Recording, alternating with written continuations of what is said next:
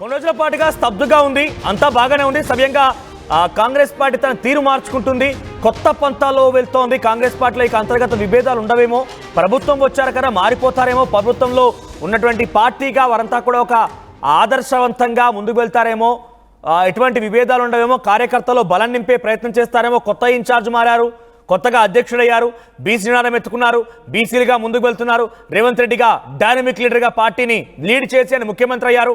ముఖ్యమంత్రి చెప్పినటువంటి మాటల్ని పాటిస్తారేమో అని చెప్పి కూడా అంతా భావించారు.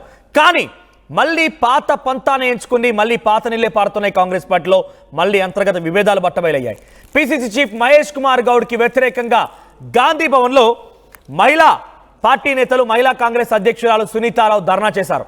మహేష్ కుమార్ గౌడ్ ఛాంబర్ ముందు కూర్చొని నిరసన వ్యక్తం చేశారు. మహిళా నేతలతో కలిసి ఆందోళన చేపట్టారు. మహేష్ కుమార్ గౌడ్ వాళ్ళ చెల్లెళ్ళు మరదళ్లకు పదవులు ఇస్తున్నారని, అలా ఇచ్చుకుంటున్నారని చెప్పి ఆరోపణ చేశారు. కష్టపడ్డ మహిళలకి అన్యాయం జరుగుతుందని ఆవేదన వ్యక్తం చేశారు. ఏకంగా ఆ పార్టీకి సంబంధించిన మహిళా విభాగం అధ్యక్షురాలుగా ఉన్నటువంటి సునీతారావు ఈ వ్యాఖ్యలు చేయడంతో తీవ్ర దుమారం రేపుతోంది. మరోసారి కాంగ్రెస్ పార్టీ పాత పంతానే ఎంచుకుంది, పాత పద్ధతిలో పోతోంది. మళ్ళీ పాత సీసాలో కొత్త నీరు అనుకున్న చందంగా అంతా మారిపోయిందని చెప్పి చాలా మంది ఆ భావన వ్యక్తం చేశారు.